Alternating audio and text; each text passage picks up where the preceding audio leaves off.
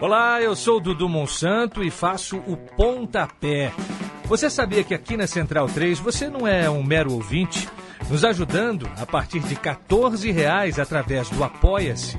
Você se torna membro do Clube Central 3, onde concorre a prêmios exclusivos, além de participar de um grupo de discussão sobre o conteúdo dos nossos podcasts. Acesse apoia.se/Central 3 e colabore com a mídia livre e independente.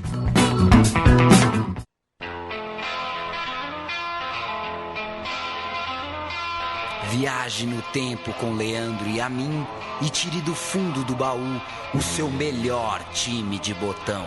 Agora na Central 3.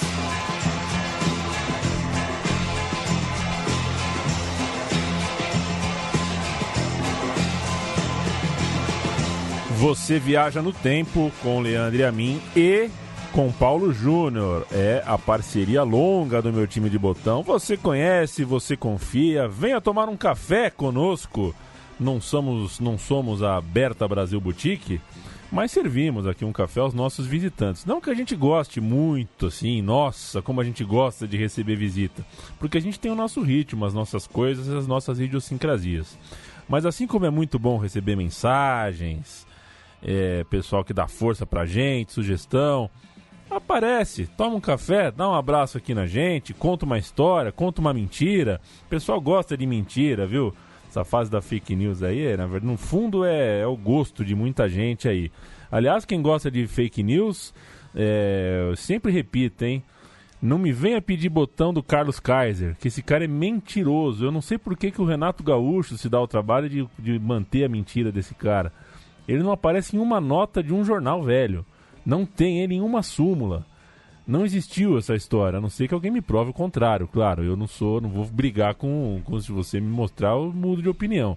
Mas é 20 anos que o cara fala e ninguém comprova, né? Não tem um fact-check. Paulo Júnior. Fact-check. Yes. Tudo bem? Bom demais. Eu gostei, gosto de tomar café, gosto muito de café. Tomo muito café. Tomo coisa de 6 cafés por dia, assim. Não sei se isso é bom, não sei se isso é ruim, mas vamos que vamos, né? Eu tenho que fazer umas cagadas, né, Leandro? Pô, eu separo o meu lixo, eu tenho composteira, né, cara? Sabe? Não como carne. Pô, deixa eu estrumbar no café. É verdade. Programa de hoje muito especial, porque a gente vai falar do Barcelona e todo mundo já sofreu desse mal chamado Barcelona. Eu tenho uma tese que todo brasileiro algum dia já torceu pro Barcelona. Pra mim é o maior case de lavagem cerebral da nossa relação com o futebol globalizado. Você concorda comigo? Já teve sua fase de gostar do Barcelona? Todo mundo já teve. Yaya Touré, Xavi, Iniesta, Henry, Eto'o e Ronaldinho. Pô, jogou o Ronaldinho, jogou o Ronaldo, jogou o Romário. Pra mim o grande time da minha imersão no futebol europeu ali. A gente vai falar de um time um pouco mais antigo que isso. Um time que ainda não passava na TV direto e tal, mas que eu acho que ele é simbólico porque ele aponta essa transição, principalmente pelo legado que deixou, né? É um pouco por causa... É um pouco não, é muito por causa desse time que o Ajax comete a patifaria de pagar um anúncio quando vende um jogador pro Barcelona. Você viu essa? Eu vi isso. Não dá, né? Isso eu não me conformo. Assim, eu falei você quer ser colônia de exportação, você seja, mas não seja o gado de comemorar. Eu não sei em qual programa eu falei isso aqui. Pô, é brincadeira. Eu fiquei de cara. É brincadeira. Pra quem não sabe, o Ajax vendeu o rapaz pro Barcelona e colocou anúncios nos jornais ou no jornal de Barcelona pra dar boa sorte, boas-vindas ao... Assim, não dá, gente. É pra ficar no nosso time, Paulo. É o Palmeiras comprar uma página do Jornal de Manchester pra desejar boa sorte pro Gabriel Jesus. O menino que tremeu com a ligação do Guardiola. Pelo amor de Deus. Então, assim, esse time é muito importante para todo o imaginário que a gente tem de futebol europeu hoje, para um imaginário até exagerado, né, que tem sobre o Barcelona, né? Como se o Barcelona fosse um guardião do bom futebol, né? Como se se a essência de um futebol imaculado, intenso, técnico tivesse no Barcelona, vem muito por causa dessa turma aqui. Agora, falei aqui com um tom meio negativo, mas, como o programa vai provar, muito respeito por esse time. A gente vai falar do time de Johan Cruyff, do Dream Team do Barcelona, mais especificamente entre 90 e 94, um time que influenciou toda uma geração de jogadores e que, por isso também, como muito nessa vida, tem um fetiche danado pra cima desse time, né? O Ajax, que usava capa e cujos números da camisa eram brancos, não amarelos. Eu acho feia a combinação atual, mas talvez seja porque me habituei na infância ao branco. Uma pergunta do você que fez, né? Você que tilintou no teclado este roteiro. Porque a gente fala aqui de um período entre 90 e 94, o Barcelona recebeu os Jogos Olímpicos, né? Uhum. Faz um spoiler aí. Tem Jogos Olímpicos aqui? Tem alguma coisa? Não. Vai ter um pouquinho. Vai ter um pouquinho. Pois é isso. Vai ter meio Carlos Kaiser, assim. Perfeito. Vai ter meio Carlos Kaiser. Mas perfeito. É um time pra história, um time dos sonhos. Entre 90 e 94, o grande Barcelona, como cunhou o apelido, comandado por um dos maiores gênios do futebol de todos os tempos. A gente vai tratar de um tetracampeão espanhol e de um campeão europeu, tudo sob a batuta do holandês Johan Cruyff. É um mestre, né? Um mestre como jogador e também como treinador. Uma mala, mas um mestre. Tem uma boa dele daqui a pouco, vamos chegar nela. Koeman, Stoichkov, Laudrup, Guardiola, Romário, muita gente icônica aí em campo. E uma equipe realmente bastante influente, foi chamada de Dream Team, que era o time dos Estados Unidos que jogou as Olimpíadas em Barcelona. 8 anos de Cruyff como técnico do clube e nunca mais La Masia foi a mesma. A gente vai ouvir o Xavi e o Piqué falando desse legado, né? Eles que chegaram depois. Um especial da UEFA recente que tratou do legado do Dream Team. Só pra gente aquecer, ouvir um pouquinho de Xavi e Piqué falando como eles se encantaram com aquele... Talvez não vendo o Piqué muito jovem na época, mas jogando depois com a camisa deixada por essa turma. Yo llegué con 11 años, entonces era la época dorada del Dream Team. Había llegado Cruyff en el año 88, 89 y yo entré en el 91, ¿no? Ya el Barcelona había ganado una liga y entonces era ya la gente había dicho el nombre del Dream Team, ¿no? Entonces era un espejo para nosotros mirar a todos aquellos jugadores. Era una sensación de estar en el mejor club del mundo, porque el Dream Team era venerado por todo el fútbol europeo. Incluso consiguió esa Copa de Europa en Wembley. Era una referència a nivell mundial el juego del Barça de Cruyff. No, me'n recordo molt amb 5 anys quan vam guanyar la Champions, la primera Copa d'Europa a Wembley contra la Sampdoria. Me'n recordo de seguir el partit des de Barcelona, des de casa dels meus avis, el gol de Koeman a la pròrroga. És história viva, não dá, Lucas, aquest clube. Eu quero dizer publicamente que não me importo com as coisas impossíveis de Casa de Papel. Não tem problema, não tem problema. Pode ser impossível. Segura? Pode ser impossível. Pode ser, né? Deixa eu ver uma hora de palhaçada um pouquinho. Também acho. O programa vai ser meio nesse tom, mas só pra explicar se algo não ficou claro, o Xavi conta que chegou ao Barcelona em 91, então ele até cita ali que o Cruyff é de 88, 89, chega em 88, 89, o Xavi chega logo depois, então um garotinho acompanha aquele time, e o Piqué, que é 87, lembra que tinha 5 anos na conquista da Champions League, e cita aí o Koeman, que é um jogadorzaço, só pra mostrar como o time foi influente. Johan Cruyff, então, chega pra temporada, e aliás o manual de redação Central 3 é Johan Cruyff. Chega pra temporada 88-89, e o Barcelona só havia ganhado uma Liga Espanhola das últimas 14. Não era uma época muito vencedora pro Barça. Na temporada antes da chegada do holandês, o Barcelona terminou no 6º lugar, posição horrível pro patamar local do clube. Inclusive, só uma vez desde então, o time ficou tão mal colocado, foi 6º lugar em 2003, dá pra imaginar que 6º lugar pro Barcelona, o técnico caiu e veio com Johan Cruyff. No seu primeiro ano de Barcelona, Cruyff terminou em segundo lugar na Liga e conquistou a Recopa Europeia, com título sobre a Sampdoria, a italiana já contada aqui, Sampdoria. O jogo foi em Berna, em maio de 89. A vitória por 2-0 veio com gols de Salinas e Recarte. Os artilheiros do time naquela campanha eram Roberto e um tal de Gary Lineker, um homem que dizem que nunca fez uma falta na vida, né? Pra mim não serve. Aquele torneio seria um primeiro encontro com a maior Sampdoria da história, a Sampdoria do Carequinha Lombardo, e também serviria para o Barcelona conhecer o Stoichkov, rival na semifinal daquela competição, atuando pelo CSKA Sofia. Muitas vezes é isso, né? O São Paulo descobriu Sierra jogando contra. Não só Sierra, né? O Washington. O Gioino. O Rondon. O Borja. Muita gente. Muita gente você vê no adversário e quer pra você. Você sabia que eu fui um dia num jogo Palmeiras e Goiás? Tava 3-1 pro Palmeiras. E aí, a gente chegou um pouco atrasado, eu não sabia a escalação inteira do Goiás. Não sabia o nome de todo mundo, eu era garoto. Saiu uma falta de um lado, o cara bateu no ângulo do Veloso. Saiu uma falta do outro lado, o cara bateu no outro ângulo do Veloso. Aí meu pai falou, Palmeiras vai comprar. Aí comprou. Era o Marquinhos, lateral esquerdo do Goiás. Essa coisa de trazer o cara que acaba com você é rotina, né? É um clássico, mas o Barcelona parece que acertou um pouco, porque o Stoichkov, né? Trouxe o búlgaro certo. Ano seguinte, abril de 90, o Barcelona ganhou a final da Copa do Rei em Valência sobre o Real Madrid. A vitória por 2-0 veio com gols de Amor e Salinas. E vale lembrar que o arquirrival era o pentacampeão da Liga Espanhola ao fim daquela temporada. Aquele timaço Diogo Sanches, Butragueño e companhia.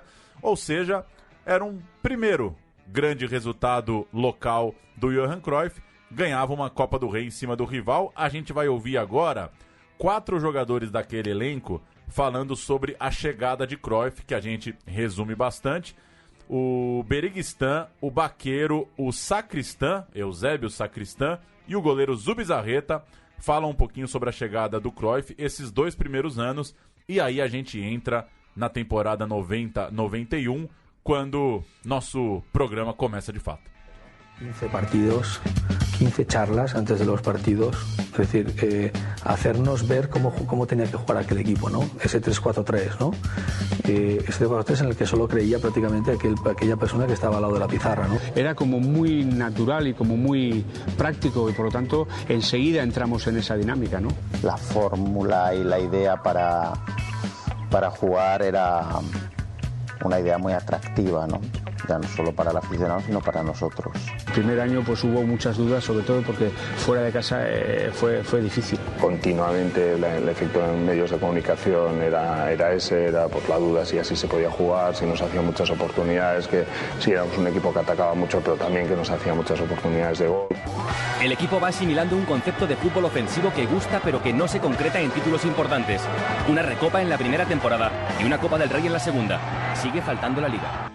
Deu pra entender, né? Deu pra entender. Basicamente citam a implementação do 3-4-3, a dificuldade de se jogar assim no começo, em algumas partidas, e que os 2 primeiros anos foram de Copa do Rei e Recopa. Ainda não era o que o Barcelona queria, claro, mas no momento deu pra ver que os jogadores já curtiam o novo trabalho do Johan Cruyff. Chegamos na temporada 90-91, quando de fato começa esta trajetória, e a gente vai detalhar o elenco do Barcelona agora. Lembra do Lineker, que eu falei que não servia? Pois é, não durou muito mesmo. Nunca se deu muito bem com o Cruyff, porque era outra mala, e até hoje ele comenta por aí nos botecos da Inglaterra que jogava fora de posição. Esse Cruyff não me punha no lugar certo, tal, jogava de ponta quando o Lineker preferia jogar. Ele gostava de ser o goleador do time, e no esquema do Cruyff ele jogava mais atrás, longe do gol, né? Famoso longe do gol. Igual o Cristiano Ronaldo no Manchester United, né? Longe do gol para Dedéu. E que nem o esquema, nem a limitação de estrangeiros, né? Tinha essa questão também. Lhe favoreciam. Ainda assim, ele era o grande ídolo da infância de muita gente da geração que viria seguinte, né, da geração mais nova que tinha, por exemplo, o Guardiola, né? O Guardiola tinha o Lineker como ídolo e muita gente no Brasil, né, batizou filho de Lineker, inclusive artistas, né? Impressionante. Conheci dois artistas chamados Lineker, né? Impressionante. Mas eu conheci 2 garotos. 2 garotos, né? Eu conheci 2 cantores, né? Um cantor e uma cantora, né? Chamado Lineker. Impressionante. O Lineker ficou 3 temporadas no clube, no Barcelona, e foi para o Tottenham em 89. Inclusive, numa entrevista recente, o Lineker, hoje comentarista, ele foi entrevistar o Guardiola como técnico do Manchester City, e o Guardiola brincou com ele. Lembra que eu era gandula e fui pedir um autógrafo e você não deu? Coisa do tipo. O Guardiola era o garotinho que torcia pro Lineker. Vamos então pro elenco. O goleiro era Zubizarreta. Depois de jogar no Alavés e no Athletic Bilbao, ele foi contratado em 86 como recorde de transferência para o Barcelona. Ele estava na casa dos 25 anos, já tinha jogado a Eurocopa de 84 pela Espanha e jogaria 4 Copas do Mundo em sequência. O Zubizarreta foi para 86, 90, 94 e 98, até que fez um gol contra, né? Não dá, né? Não dá. Fecha assim. Não dá. Não dá. Em 87, ele seria eleito jogador do ano na Liga Espanhola. Dei esse contexto para mostrar como era grande, né? Ter o Zubizarreta nesse elenco. O reserva era o Carles Busquets, ele mesmo, o pai do rapazinho aí que joga hoje, campeoníssimo no clube, mas acabou ficando marcado por ser o eterno reserva de Zubizarreta. Aí te pergunto, Leandro, a mim, quem é o seu grande eterno reserva? Marcos. Foi bem. Eu achei que você ia vir com o Roger. Não, e o Zubizarreta, né? É curioso. Primeiro que eu acho muito louco um goleiro que fica muito tempo no banco, parar pra pensar um dia que quando ele aposentar, ele vai olhar pros números, ele fez 1000 jogos, jogou 70. O Roger, será que o Roger jogou 70 jogos na carreira? Teve que dar umas bandas, né? Depois o cara vai dar um rolê, né? Sei lá, eu como não sou muito fã do Busquets volante... Mas vai dar samba, porque depois o Zubizarreta vai embora no fim do programa e o Busquets joga um pouquinho. Porque eu acho o Zubizarreta fraco, mão furada, só mesmo um homem da família Busquets para ser reserva do Zubizarreta. A defesa tinha o lateral direito Albert Ferrer, aquele que tomou o driblaço do Miller, que a gente vai ouvir daqui a pouco. Ele foi revelado na própria La Masia e ainda muito jovem, na faixa dos 20 anos, estava neste elenco. Ele jogou as Copas do Mundo de 94 e 98 e esteve no elenco do Ouro Olímpico em Barcelona em 92. Tinha também o zagueiro Nando Muñoz, revelado pelo Sevilha e que passou 2 temporadas no clube catalão. Outro zagueiro era o Ricardo Serna, ex-Sevilha também, e que jogou a Copa de 90, não me recordo dessa figurinha. O lateral esquerdo era o Miguel Soler, um ex-jogador ali da Catalunha, mas do Espanhol, que o Barcelona trouxe campeão também por Atlético de Madrid, jogou pelo Mallorca, esteve na Euro de 88 e desse setor todo, né, acho que o principal destaque era o Koeman, né, Paulo? Com certeza, depois da pesquisa se tornou meu jogador favorito desse elenco, Ronald Koeman, ou Koeman, ou Koeman, como preferir, holandês.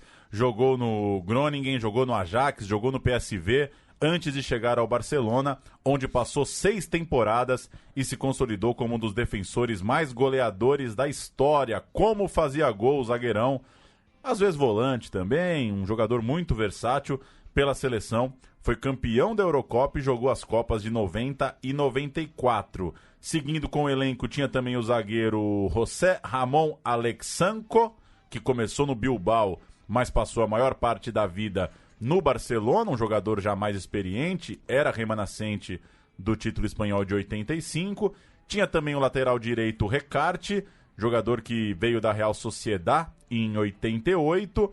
E, além desses principais, esses que mais jogaram, tem um que vale citar, que já estava em fim de carreira, que é o Julio Alberto Moreno, lateral esquerdo de seleção espanhola. Era campeão do Barça ainda nos anos 80, mas já estava no fim da carreira. Fez sua última temporada, praticamente não jogou o Moreno nessa temporada 90-91. ao meio-campo. Eusébio Sacristán chegou em 88 do Atlético de Madrid para o Barcelona e foi um dos mais usados atletas deste elenco de Cruyff. Andoni Goicoechea, um faz-tudo, um motorzinho, um pau para toda obra, um carregador de piano, jogador de lado direito de meio campo que foi contratado junto ao Osasuna em 88. Passou 2 anos emprestado à Real Sociedad, mas fez história no Barça. Em 88 chegou também o capitão do time, José Mari Baquero, esse era bom, vindo da Real Sociedad, nesse mesmo negócio que também envolveu o empréstimo do Goicoechea. O meio-campo também tinha o Amor, né? O Guilherme Amor, jogador de Copa do Mundo, revelação do clube, jogou 10 temporadas pelo Blaugrana.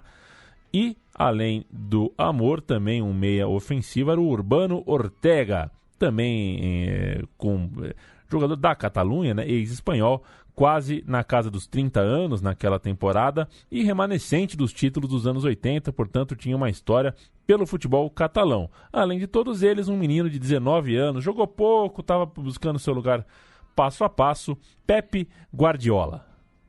O ataque para fechar o elenco, Maicon Laudrup, 26 anos, segunda temporada pelo clube, depois de já jogar na Dinamarca, na Lazio, na Juventus, era um dos principais nomes do elenco, claro. Begiristain, outro dessa turma da Real Sociedad, contratado em 88, ficou 7 anos jogando no Barcelona. Julián Salinas, outro nome dessa turma de bascos, muita gente vindo de lá. Esse centroavante do Atlético Bilbao, jogou também no Atlético de Madrid, ficou 6 temporadas no Barcelona. Antônio Pinilla, revelado no clube, jogou pouco, foi muito emprestado. E Stoichkov, a grande contratação da temporada, depois de 5 anos no CSKA Sofia, onde ele era campeão e artilheiro, era o grande nome. Para esse terceiro ano do Cruyff, tinha o Stoichkov como grande contratação. Vamos para o campo? Vamos para o campo. O time começa bem a temporada. Anota aí, a temporada é a 90-91. Começamos bem. O Barça ganha o Terez Herrera, ganha o Joan Gamper, né? Foi uma licença poética. Mas tem gente que tatua, viu, Paulo? Tem gente que ganha o Joan Gamper e tatua no corpo. E começou a Liga Espanhola com 6 vitórias consecutivas, emplacou bem. Mesmo assim, na hora da confirmação do bom momento, na hora de tirar um 10, isso já em dezembro, o Barça perdeu 2 vezes para o Real Madrid, na decisão da Supercopa da Espanha. E isso causa impacto. Vamos à escalação do jogo de volta, que foi um totó. 4-1 para o Real Madrid em Madrid. Olha o Real. Buyo, Chendo, Hierro, Sanches e Solana. Michel, Maqueda, Aragão e Villarroya. Butraguenho e Hugo Sanches, belíssimo time, entraram. Aidana e Lozada, o Raji, ele mesmo não saiu do banco e o técnico era o Di Stéfano, pelo amor de Deus. Zubizarreta, Herrera, Alex Garcia, esses dois a gente nem citou, porque eram caras que jogavam muito pouco, ganharam uma chance ali na Supercopa. Serna, Goicoechea, Eusébio, Amor, Soler, Laudrup, Salinas, Begiristain, entraram Recarte e o Carreras, técnico Johan Cruyff. Mas a temporada, né, Paulo, do espanhol, né, La Liga, terminou em samba, deu tudo certo. Na rodada 19 o Barcelona venceu o Real Madrid pela Liga, deu Barcelona, o jogo foi 2-1 e dali em diante o Barça arrancou para o título com 10 pontos de vantagem sobre o Atlético, segundo colocado, e 11 sobre o Real Madrid, o terceiro. Isso porque ainda se deu o luxo de tirar o pé na reta final. Perdeu 3 dos últimos 4 jogos porque estava só na maciota. Vamos ouvir um golzinho? É o gol contra do Spaciti do Real Madrid. A vitória de 2-1 sobre o Real contou com esse gol contra do jogador Merengue. E a gente segue com a temporada. Sankur. La centrada, toca Spasic i la pilota al fons de la porteria. Al minut 62, aquest home Spasic que rep els ànims d'Alex Sanko Ha rematat al fons de la porteria, centrada d'Eusebio Sacristán. Entre esses jogos finais do Campeonato Espanhol, teve a final da Recopa contra o Manchester United. O Barça, nessa campanha, passou pelo Trabzonspor da Turquia, o Fram Reykjavik da Islândia, o Dinamo de Kiev da então União Soviética e a Juventus. Segurou o time do Roberto Baggio em Turim, chegou à final e aí... Chegou a final. Solta o som, Leandro Amin. Futebol Internacional. Nesta quarta, Manchester e Barcelona. Duas grandes forças do futebol europeu na decisão da Recopa. Manchester e Barcelona, ao vivo, direto de Roterdã. Nesta quarta, 3h15 da tarde. Futebol Internacional. Marcou, ganhou. Primeira coisa, né? O Manchester era só o Manchester, né? Segundo, o Randonner morreu? Não sei. Não sabe, né? Terceira coisa. Não, era só essas duas coisas mesmo. Terceira eu ia falar da Kaiser, né? Terminou com propaganda da Kaiser, o baixinho da Kaiser, né? Loucura, né? A Kaiser associada ao futebol europeu, né? Hoje tão maltratada, né? Eu te falei que outro dia eu fui num teste cego, né, no mercado, tinha 6 copos de cerveja, aí a moça falou, você quer participar do teste cego? Você bebe os 6 copos e fala qual que é. Falei, beleza, eu tomei, acertei 4 e inverti um com o outro, 4 eu acertei. E aí acabou o teste, ela falou, obrigado. Eu falei, não, mas como assim, obrigado? O que é isso aqui? Ela, então, nem poderia falar, mas não vou falar rapidinho pra você, eu sou da Kaiser. A gente tá querendo acabar com esse mito que Kaiser dá dor de cabeça. Eu falei, não, mito nenhum. Você acertou a Kaiser, pelo menos? Acertei a Kaiser. Muito bem. Acertei a Kaiser. O Manchester, Paulo Júnior. Seeley, Irving, Steve Bruce, Gary Pallister e Blackmore. Phelan, Brian Robson, Paul Ince, Brian McClare, Mark Hughes, Lee Sharp, técnico Alex Ferguson. O Barcelona com Busquets, Nando, Alexandro, né, que a gente citou aqui, o Basco, Alexandro e Ferrer. Koeman. Percebe que o time é todo maluco, né, na forma tática. O Koeman meio solto ali na frente da zaga. Goicoechea, Eusébio, Baqueiro, Beguiristan, Salinas e Laudrup. Entrou o Pinidia. Hughes fez 2-0, Koeman diminuiu, o Barça saiu com o vice-campeonato e Stoichkov, que naquela temporada, vale lembrar, passou 2 meses punido porque pisou no árbitro, né, num jogo contra o Real Madrid. Foi expulso, pisou no pé do cara, pegou uma punição, ficou muito tempo sem jogar, mas na Recopa ele ainda terminou com 8 gols, vice-artilheiro atrás só do Roberto Baggio, que fez 9. O artilheiro da Liga Espanhola foi o merengue Butragueño, com 19. E que loucura, Koeman. 11 gols na temporada, fazia gol demais. A gente fecha essa primeira temporada do programa com o golaço, o segundo gol da final. O jogador do Manchester United, o Mark Hughes, vence o goleiro do Barcelona e marca um belo gol.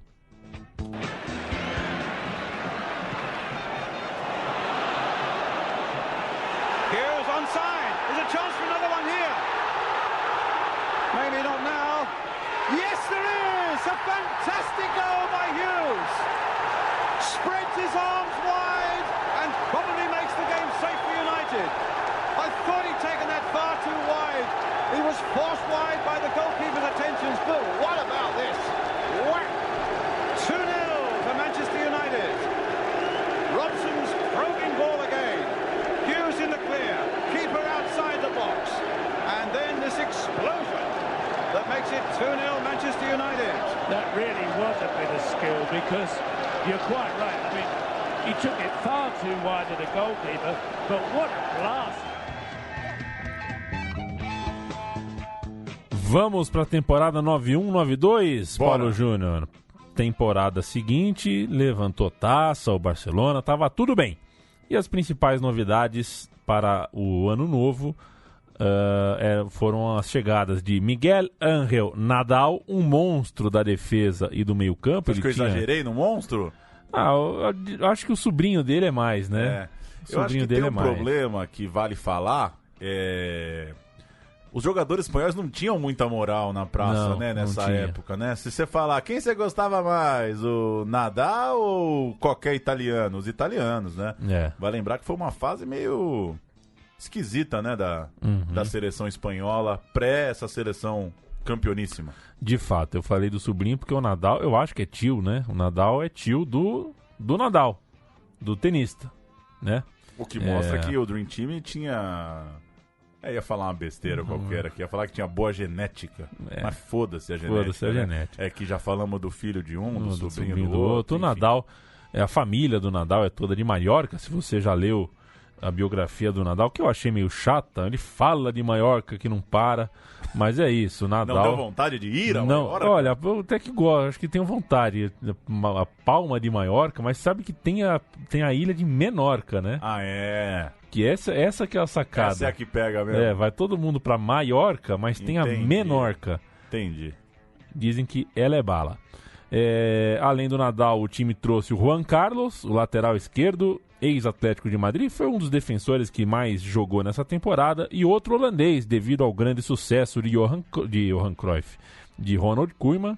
O time trouxe aquele, né? Aquele que só tem uma vogal, Richard Witschge, meio-campista que se destacou no Ajax, mas que acabou jogando menos do que poderia pelo limite de estrangeiros. Comprou já sabendo que ele era holandês, viu, meu irmão?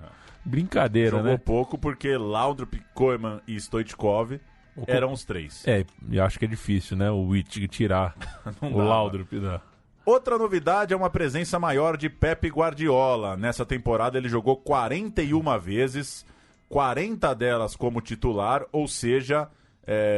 quando for pensar no Dream Team, é 9-1, 9-2. O primeiro título espanhol não tem Guardiola demais ainda não, é no segundo ano de título espanhol, 9-1, 9-2, que ele começa, de fato, bater uma bola redonda. Vamos ouvir um trechinho do documentário sobre essa época do Barça, documentário que está no próprio canal do Barcelona no YouTube, falando um pouquinho da presença e da bola de Pep Guardiola.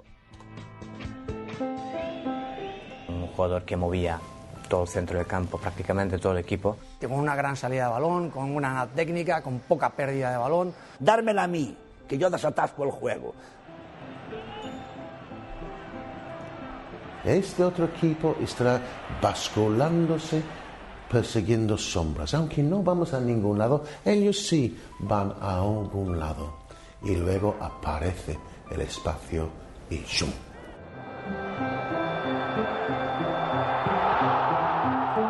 Pep Guardiola es el que para mí era la persona, el reloj de Johan Cruyff, los tiempos marcaban. Guardiola con 19 años llegó al primer equipo, era delgadito, no era fuerte, no iba bien de cabeza, es decir, el prototipo de medio centro de la época no era Pep, pero en cambio jugaba muy bien al fútbol. A temporada no Campeonato Espanhol dessa vez foi bem mais apertada para o Barcelona, em 9-1, 9-2. O Barça até manteve o desempenho do outro ano, mas os adversários fizeram mais. Dessa vez o Barcelona fez 55 pontos, 2 a menos que em 90-91. Mas os concorrentes, como eu disse, tiveram uma postura diferente, ficaram mais colados ali na tabela, no topo da tabela, e o título veio com emoção. Apenas 1 ponto de diferença sobre Real Madrid e 2 sobre o Atlético. Outubro de 91, no intervalo de 2 semanas, o Barcelona jogou 4 vezes contra esses principais rivais. Pela Supercopa da Espanha, levantou taça contra o Atlético, enquanto no primeiro turno da Liga Espanhola, empatou com o Real no Bernabéu e venceu o Atlético no Camp Nou. Vamos passar a escalação para registrar esse jogo? 1-0, gol de Stoichkov na rodada 7. Zubizarreta, Cristóbal, Nando, Nadal, Ferrer, Koeman, Amor, Guardiola, Laudrup, Stoichkov e Bergstein. Entraram ainda o Baqueiro e o Witschge. O Atlético jogou com Rezino, Vizcaíno, Soler, Tomás, Solozábal, Donato, ele mesmo, Juanito, que não é aquele, né? Não é o Juanito Maravilha, Moya e Bernard Schuster, que depois virou um treinador intragável, daquelas pessoas que eu tenho dificuldade de entender que tem prazer em ser escroto. No ataque, Paulo Futre, que não veio para a Portuguesa. Não. Essa é uma boa história, né? Ele não jogou na Portuguesa. E o Manolo. Entraram o Tony Munhoz e o bom, baixinho, Aguilera. Gostava do Aguilera. Devo ter assistido 2, 3 jogos na vida do Aguilera, mas gostava dessas coisas, né? Não é a Cristina, né? Não é a Cristina. TV a cabo, gente. A TV a cabo mudou muito a vida da galera, viu? A gente fala que gostou de uns caras que a gente viu 3 vezes jogar. O Dino Baggio. Quantas vezes? Viu pouco, eu gostava. Não era melhor que o Edenilson, né? Então. Dino Baggio ou Edenilson? Edenilson. O técnico era o Luiz Aragonês. Que Deus o tenha. Em ótimo lugar, descanse em paz e que conforte a família sempre. A disputa com a dupla de Madrid era intensa e o Barcelona, quando reencontrou a dupla em março de 92, empatou ambos os jogos, 1-1 em casa com o Real, 2-2 fora com o Atlético. O título tinha mais cara de Real Madrid, que virou o turno com 6 pontos de vantagem. A vitória valia 2 naquela época. Vamos ilustrar? Tem um áudiozinho da abertura da transmissão para esse empate Barcelona e Real no retorno. E na introdução da transmissão, o narrador fala um pouco como esse campeonato está disputado. Vamos ouvir um pouquinho. Barcelona, que jugaría con Zubizarreta bajo los palos, con Nando, Koeman, Nadal y Juan Carlos en defensa, Eusebio Guardiola, Amor, Mika Laudrup en el centro del campo, Stoichkov y Quique Vigristain en punta de ataque. Este es Martín Navarrete, el colegiado que iba a dirigir este Barcelona a Real Madrid. El conjunto de Leo Hacker jugaría con Bullo, la portería, Chendo Sanchís, Rocha Villarroya en defensa, Michel Milla, Hierro, Jica Haji en el centro del campo, Emilio Butragueño y Paco Llorente en la punta de ataque. Un Real Madrid absolutamente de blanco a la izquierda de sus pantallas, el Fútbol Club Barcelona con su uniforme tradicional, camiseta blaugrana, pantalón azul, a la derecha, tratando de buscar el triunfo, tratando de buscar el liderato por esa igualdad en lo alto de la tabla, ambos equipos con 36 puntos. Un precedente en la ida. Cheiroso esse chocolate, hein, Paulo, que você abriu? Pesado, que né? Coisa, hein, rapaz? Mas o Barcelona ganhou 5 jogos finais e viu a sua arrancada ser recompensada com um tropeço do maior rival no jogo decisivo. Olha que história, o time de Butragueño, de Hierro, o Real Madrid, abriu 2-0 sobre o Tenerife em meia hora, mas perdeu de virada por 3-2 já na parte final do segundo tempo. Pipocada, hein? Deixando o título no limite ali dos pontos para o Barcelona. O Barcelona, ao mesmo tempo, batia o Atlético no Camp Nou por 2-0. Que vacilo, né? É tão raro, né? Mas aconteceu muito nessa época, a gente vai falar muito disso no programa. Vamos ouvir? Tem o finalzinho do jogo do Real Madrid. Quando ele termina, a transmissão corta para a festa no Camp Nou. Muito legal essa coisa de rodada final com um olho em cada jogo, como diria o outro. Vamos ouvir então. É o fim do jogo do Real, perde para o Tenerife, a transmissão corta para a festa no Camp Nou. Manolo no consigue empatar el partido, se acaban los minutos, 49-4 por encima. Decíamos que tendría que descontar García de Loza porque se perdió mucho tiempo, aunque parece ya decidido a pitar el final. Parece que ahora lo va a hacer. El balón en juego, la pelota para el Tenerife, toca Toño, busca la carrera de Quique Estebarán, no hay fuera de juego, nueva oportunidad de gol para el Tenerife, va a encarar a Bullo, fuera, no consiguió evitar la entrada de Bullo, sacó el balón Lasa, el balón ahora para Manolo Sanchís, presionado, intenta salida y falta de Fernando Redondo, continúa pasando el tiempo a punto de llegar a los 5 minutos ya de descuento, 50 de esta segunda parte. El balón largo de Manolo Sanchís, Fernando Hierro, por delante Butragueño, Luis Enrique. Fernando Hierro, que no sabe a quién pasar, lo hace para Luis Enrique, sale al paso Paqui, retrasa la pelota, no hay tiempo para intentar la remontada, el Madrid no lo va a conseguir, lo tiene complicadísimo, Toni atrás para Manolo, va a finalizar el partido, el campeón de Liga está en Barcelona.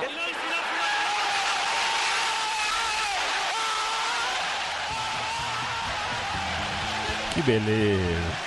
E não surpreende, né, que o Real Madrid precisava do resultado e o jogo foi até os 50 e tantos, né? Enfim, Barcelona, então, fez a parte dele, o Real tropeçou no Tenerife e o título ficou com o Barça. Manolo, do Atlético, foi o artilheiro da Liga Espanhola com 27 gols, enquanto Fernando Hierro, olha só, fez 21. Stoichkov e Koeman vieram atrás com 17 e 16. Mas vamos falar de Champions League. Grandes jogos, grandes conquistas. A cereja do bolo.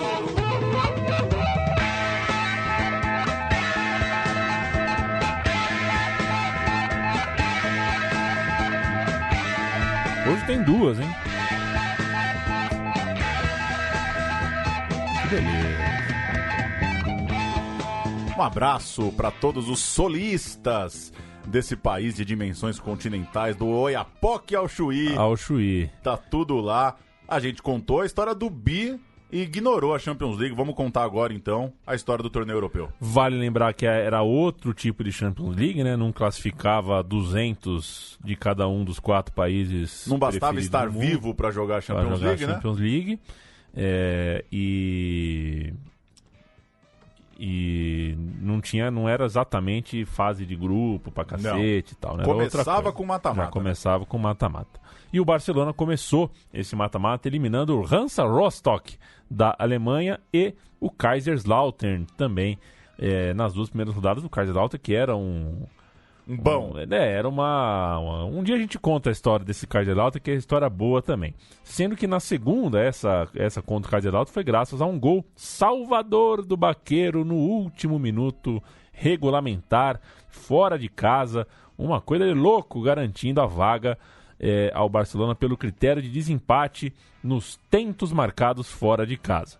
Aí, depois disso, veio um grupo em que o Barcelona venceu Sparta Praga, Benfica e Dinamo de Kiev, uma chave apertada e cuja classificação veio também só na rodada final contra o Benfica em casa.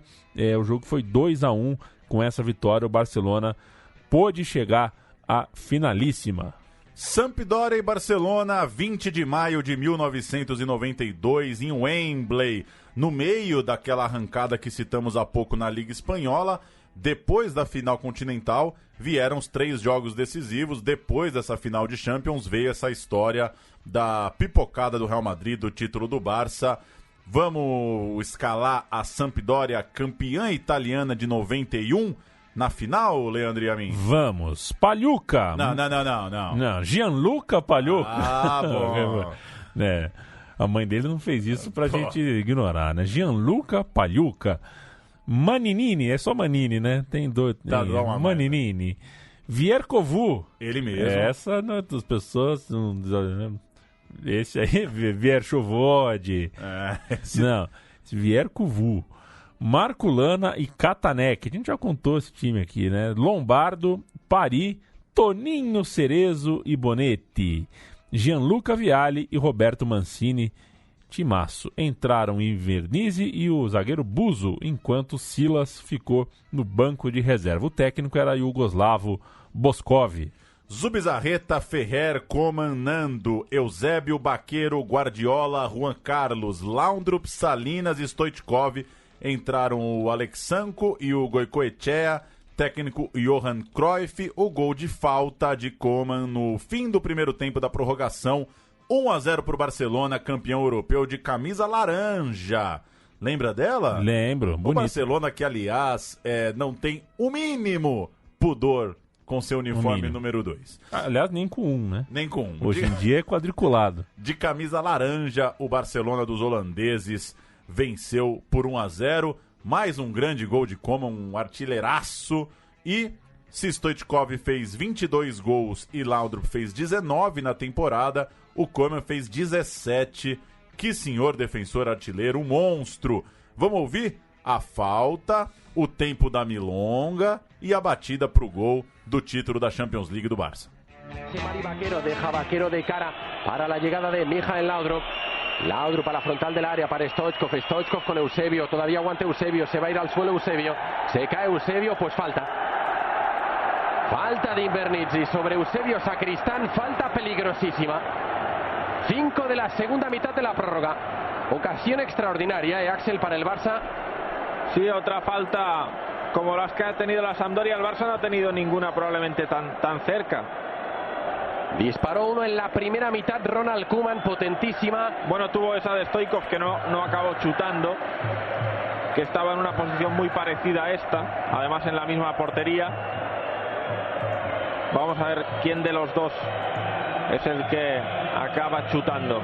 Al lado del balón Risto Stoichkov, también Ronald Koeman. Vamos a ver quién es el encargado de pegarle al balón.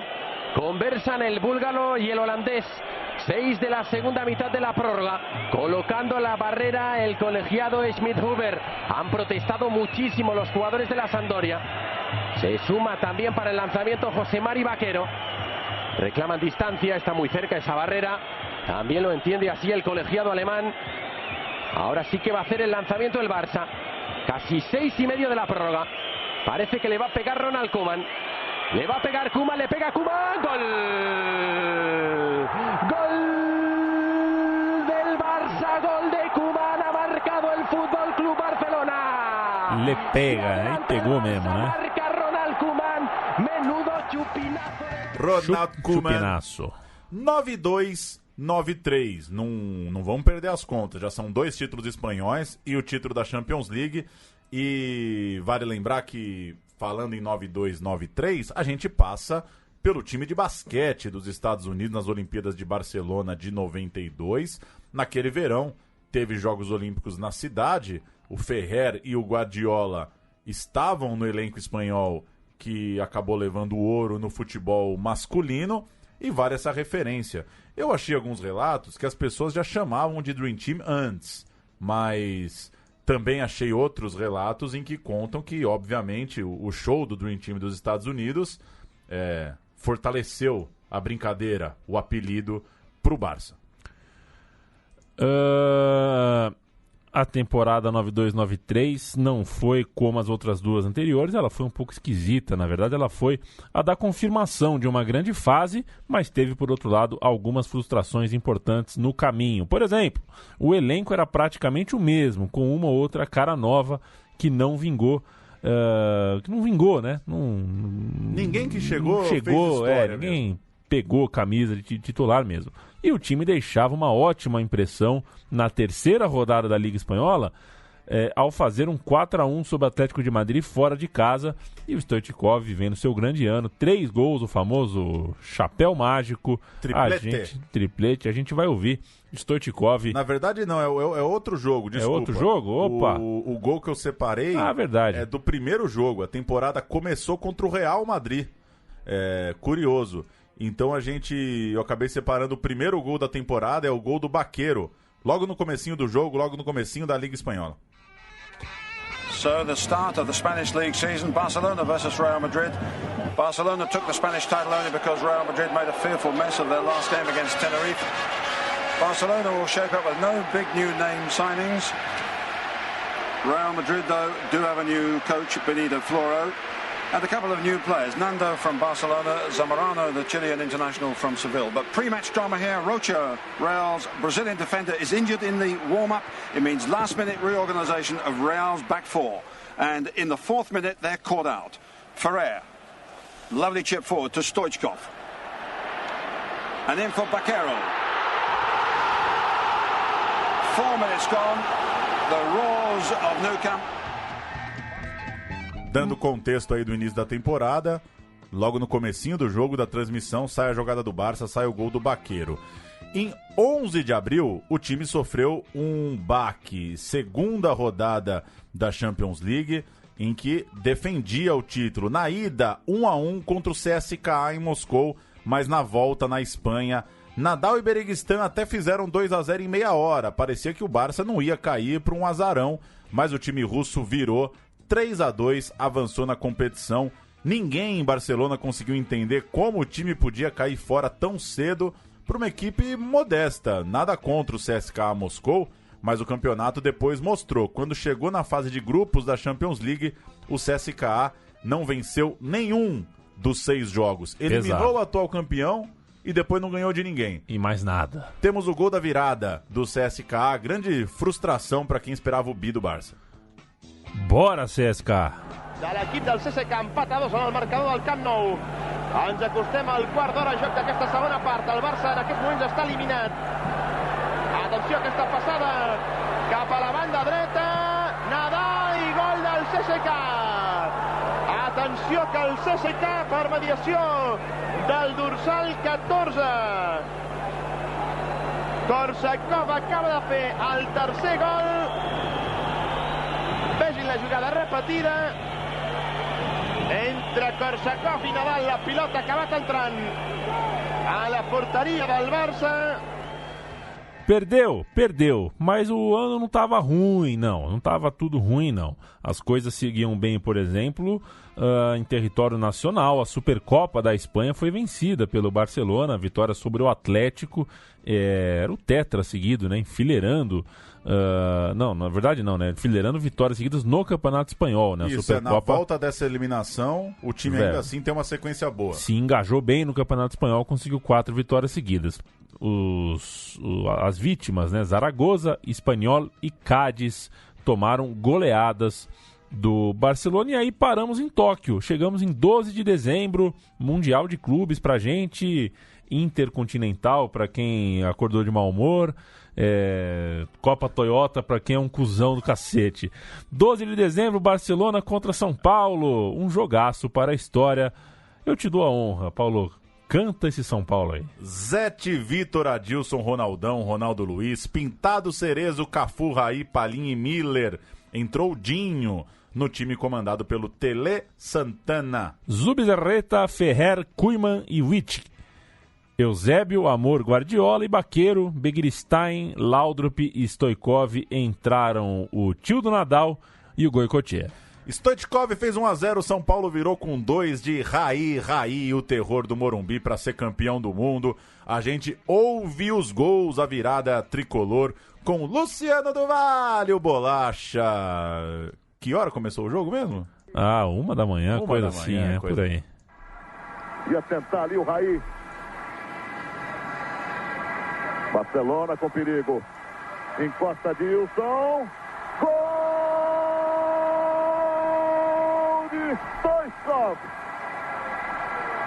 Stoichkov faz o primeiro gol do Barcelona aos 12 minutos deste primeiro tempo. Houve uma indecisão, o Adilson foi dando 2, 3 passos para trás. Ele visualizou e o Zé está exatamente dizendo isso, sem deixar o homem chegar cara a cara e bater com o canto aberto. Sai o primeiro gol do Barcelona, se bem que no troféu Ramon Carranza também aconteceu isso, olha lá, o Adilson foi voltando e ele meteu uma curva no ângulo direito, fazendo 1-0 Barcelona, Jorei. Aliás, quando o Stoichkov chutou, ele sabia que ia fazer o gol, ele bateu para comemorar o gol. O diabo é que o São Paulo perdeu a bola no ataque e ninguém voltou para a cobertura. São Paulo. Boa bola do Palinha pro Miller, vamos na velocidade, vai pra grande área, só ganhar do Ferrer. Bom lance, Miller, bom lance, olha o gol! Gol!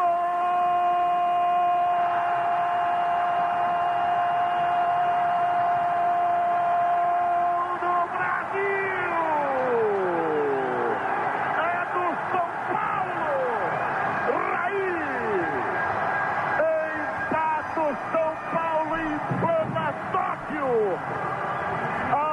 28 minutos do primeiro tempo de um grande, espetacular lance de Miller. Raí, São Paulo e...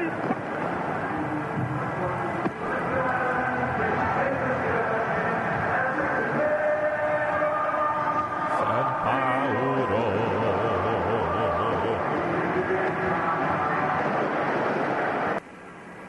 Alguma coisa tática que ele está querendo, olha lá. Alguma coisa. Caixa, hein? Vamos ver. Olha, mas o Raí não bate falta. Olha a feição do Raí. Nunca vi o Raí bater falta. Contra, viu, amigo? Pode bater até um pouquinho mais alto. Olha o Raí. Gol!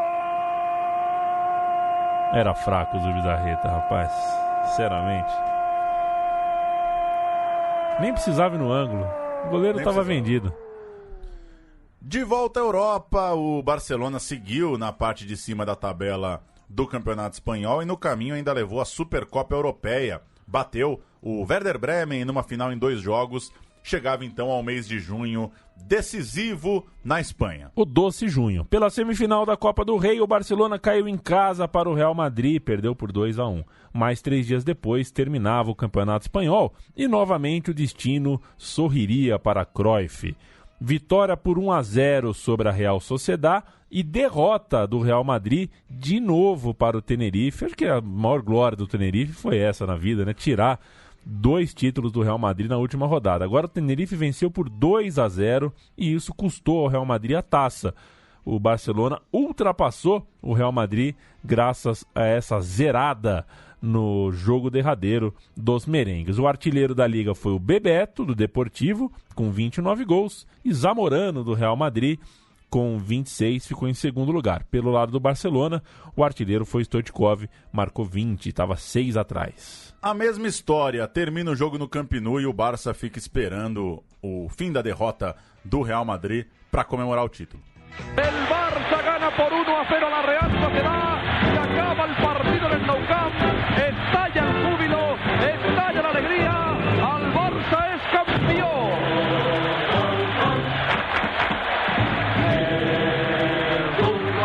Venga, señor Núñez.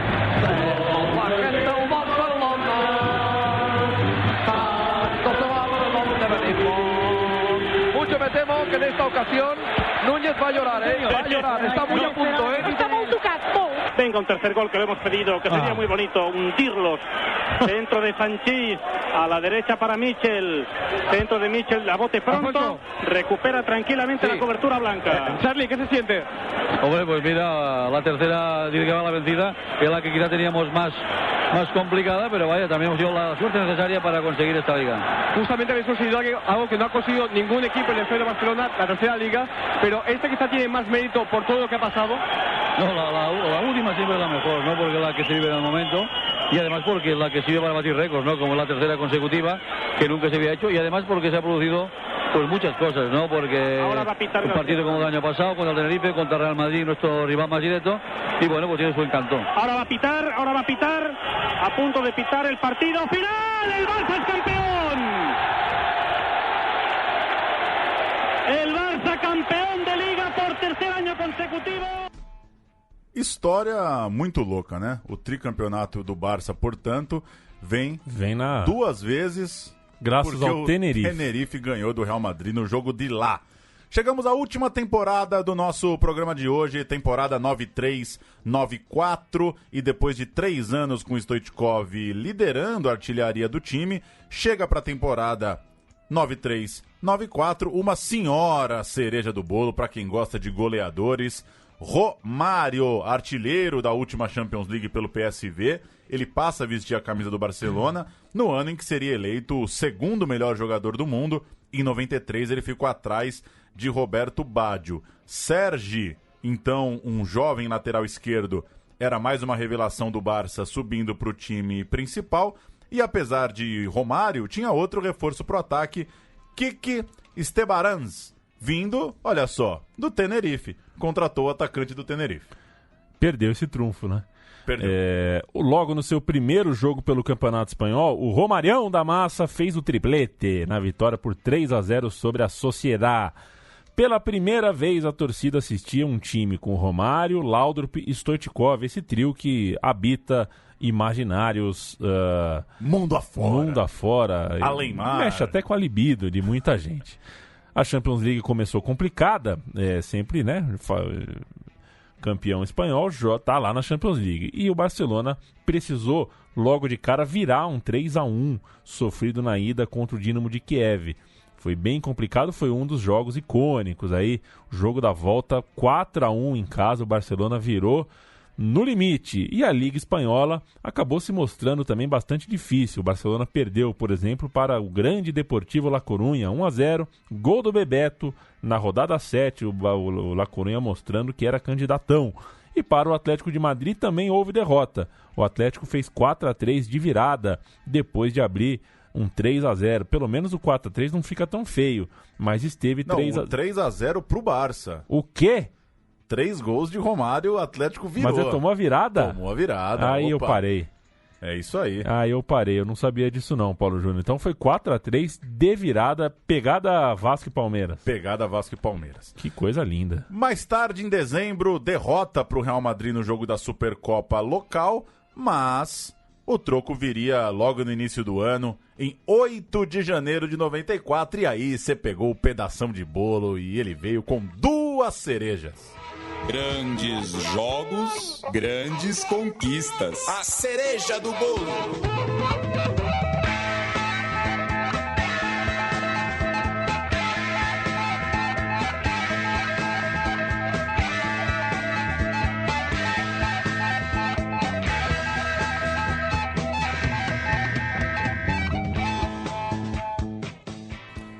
Zubizarreta, Ferrer, Koeman, Nadal, Sergi, Guardiola, Baqueiro, Goicoechea, Amor, Romário e Stoichkov. Entraram Laudrup e Ivan Iglesias, técnico Johan Cruyff.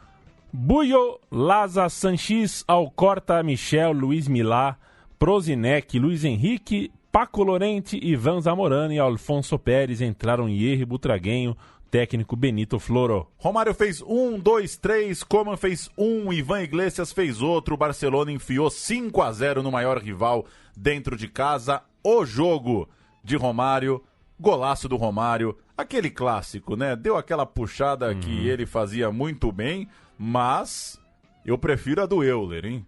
O Euler era bom nessa puxada aí também. Brincadeira. E a puxada do Miller no gol do Mundial também, né?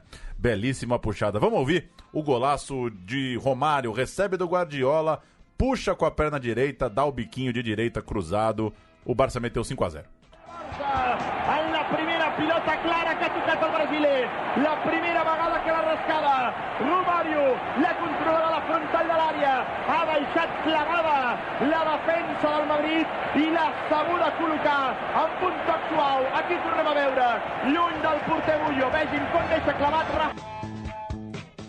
E aí tem a lenda da folga do carnaval, né? Adoro essa lenda. Vamos ouvir o Romário contando? Ele falou dessa vez ao programa Resenha ESPN e a gente comenta por cima. Uma besteira tinha... Pera, que garoto. Quarta-feira. E aí nesse período não ia ter jogo do Barcelona, não ia ter. E aí ele ia liberar 4 dias. Só que eu era o único estrangeiro que morava fora da Europa. O Koeman na Holanda, o Laudo era na Dinamarca, o Stoichkov na Bulgária. E se eu não me engano, se eu não estou falando besteira, tinha um iugoslavo e o Raj também da Romênia. Então tudo ali. E eu olhei e falei, pô, mister, a gente chama de mister, é o seguinte, isso aí não tá certo. Porque os caras vão para suas casas com 3, 4 horas. Eu levo quase 1 dia e meio para ir e voltar. Se tem 4 dias de folga, eu vou ficar só 2 dias e meio. Para mim é maior derrota isso. Como é que faz? Como é que a gente faz? Eu falei, eu tô te perguntando. Faz o seguinte, se tu fizer 2 gols, tu leva mais 3 dias. Eu falei, tá bom, eu fiz 3. Falei, e aí? Ele, pô, tu vai levar mais 7 dias. E aí cheguei no vestiário, acabou o jogo, eu saí correndo no vestiário fui o primeiro a chegar, quando a galera tava chegando, até o último chegar eu já tava quase de bom tomada. Porque eu já tinha meio que... Mas não saiu antes do jogo? Não, saí no intervalo do jogo.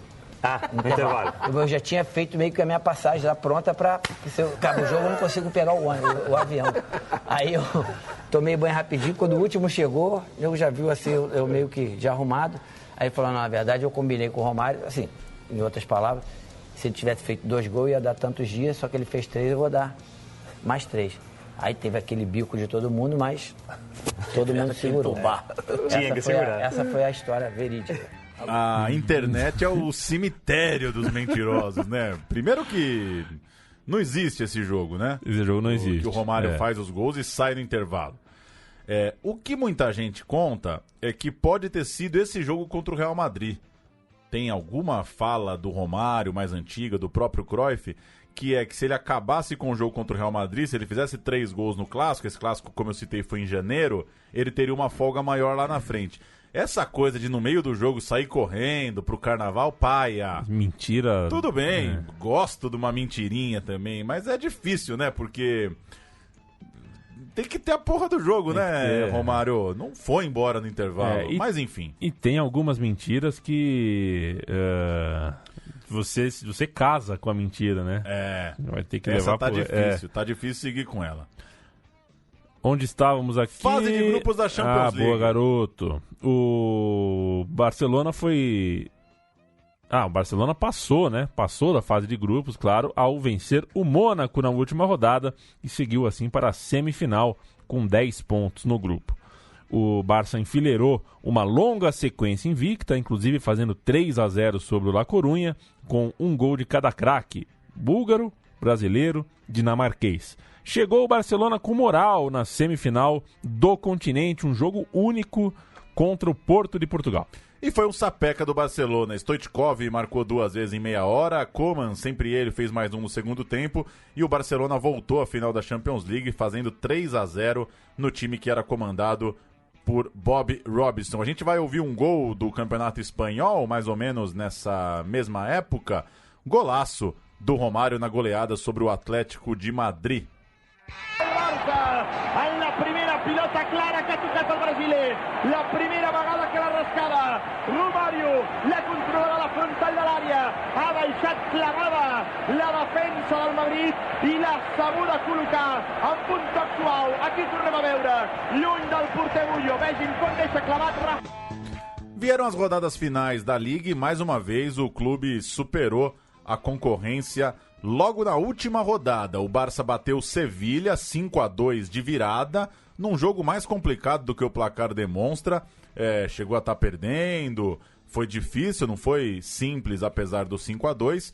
E no jogo do concorrente, contou mais uma vez com um tropeço. Quem vacilou neste ano foi o Deportivo La Coruña, desperdiçou um pênalti, só empatou contra o Valência em casa, e o Barça, com a vitória, empatava em pontos com o Deportivo e era campeão pelo confronto direto. Aquele 3-0 no retorno, valeu. Na Espanha, se os times terminando empatados, vai para o confronto direto. Deportivo ganhou o turno 1-0, gol do Bebeto, como a gente citou. Barça devolveu no retorno 3-0, por isso foi campeão. Que vacilo do La Coruña, precisava Absurdo. Só ganhar em casa. Mesma coisa das outras temporadas. A gente vai ouvir o finalzinho do jogo no Riazor. E, enquanto o La Coruña não fazia o seu gol, o Barcelona ia comemorando o tetra. Ha cortado el balón el Deportivo, pero vuelve a controlar el Valencia. No ha conseguido mantener la pelota en su poder el equipo de Arsenio. Ahora es Nando el que controla la pelota. Terminó el partido en Riazor. El campeón por cuarta vez está en Barcelona. Termina el partido.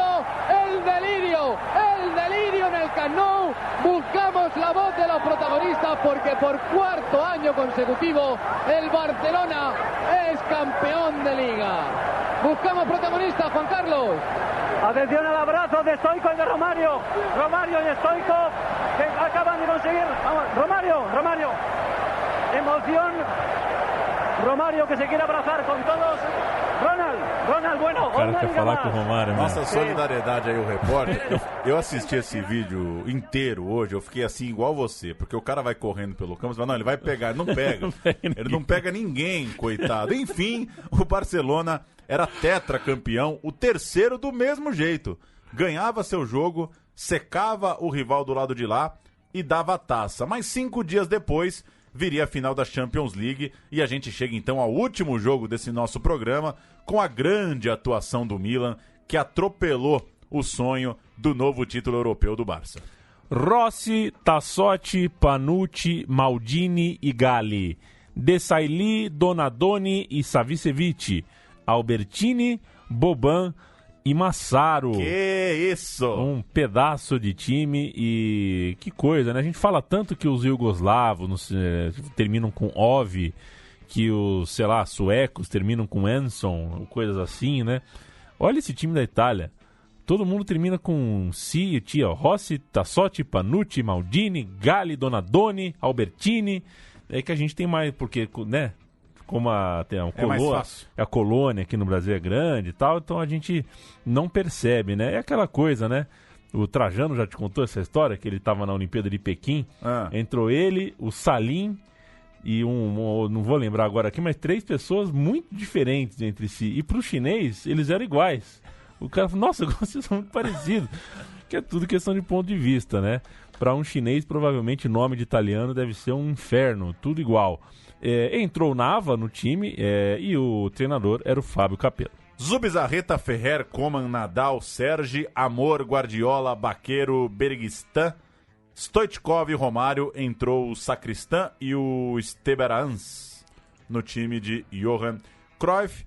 Massaro fez os 2 primeiros, Savicevic ampliou no segundo tempo, Desailly fechou a conta ainda aos 14 da etapa final, um sapeca do Milan, 4-0 em Atenas. A gente ouve o último golzinho do nosso programa, o golaço de Savicevic, impedindo o novo título do Barça. Guardiola, Koeman.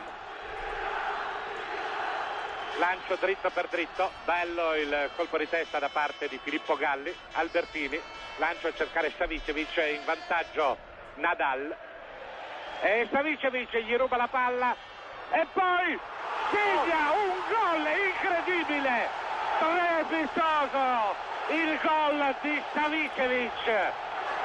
Mas eu quero falar uma coisa, Paulo. Bonito gol e tal, mas, cara... Falhou, Guardiola. O Zubizarreta é brincadeira, cara. O Zubizarreta, o que toma de gol que não se toma, cara...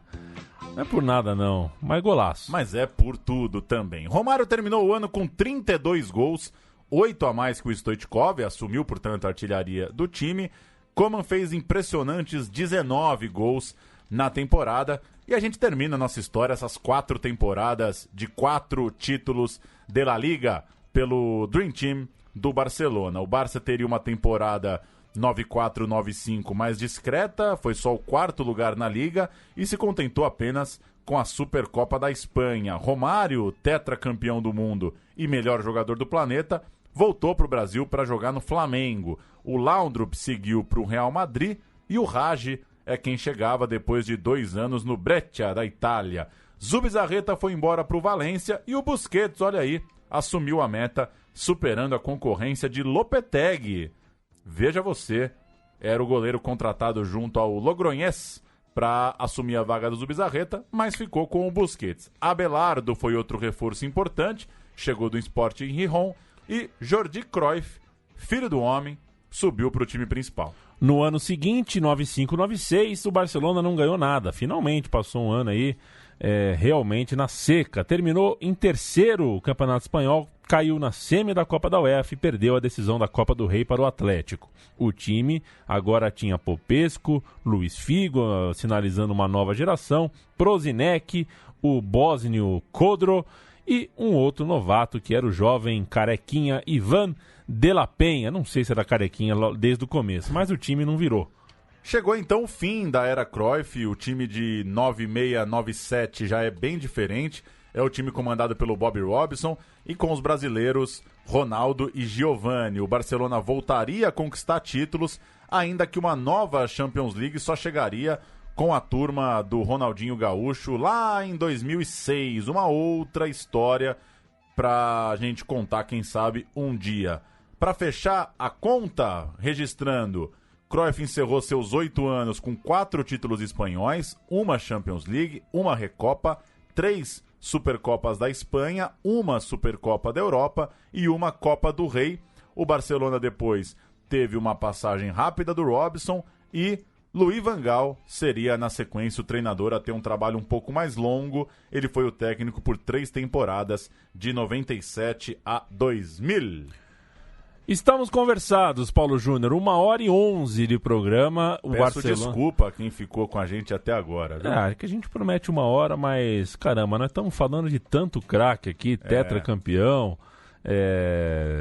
Espero que você tenha nos acompanhado até aqui. Se nos acompanhou, fica o meu beijo, o meu abraço, parabéns, parabenzaço. Se você torce pro Barcelona, não sei o que te dizer, viu? Clóvis Rossi, que Deus o tenha aí. É legal ter um afeto europeu, um afeto latino, tudo mais. Mas você tem que ter um time aqui, né, cara? Eu não sei, eu não consigo... Sei, um time que fala teu idioma, que tá na tua vida aqui, né, que interfere nas suas coisas, sei lá. Também, se quiser torcer também pra ninguém aqui também, dane-se também. Faz o que você quiser da tua vida, viu, meu chapa, também. Tô de saco cheio de querer achar as coisas da vida dos outros. Paulão. O famoso achar pelo em ovo. Eu nunca entendi essa expressão, porque é fácil achar um pelo em ovo, né? Moleza. Pô, você vê um pelo no ovo, porra. É como se fosse, tá procurando pelo em ovo. Ninguém precisa procurar um pelo num ovo, cacete. Um pelo brilha num ovo. Enfim, eu prefiro aquela agulha no palheiro. Essa é violenta. Eu acho que você não entendeu a expressão do pelo em ovo porque você tá com uma cabeça pura. Entendi. Valeu, Leandro. Valeu pra quem nos escuta. A gente volta a qualquer momento, vibrando no seu bolso direito. Celular no bolso direito, carteira no bolso esquerdo, chave no bolso de trás. Que Deus o acompanhe. Tchau.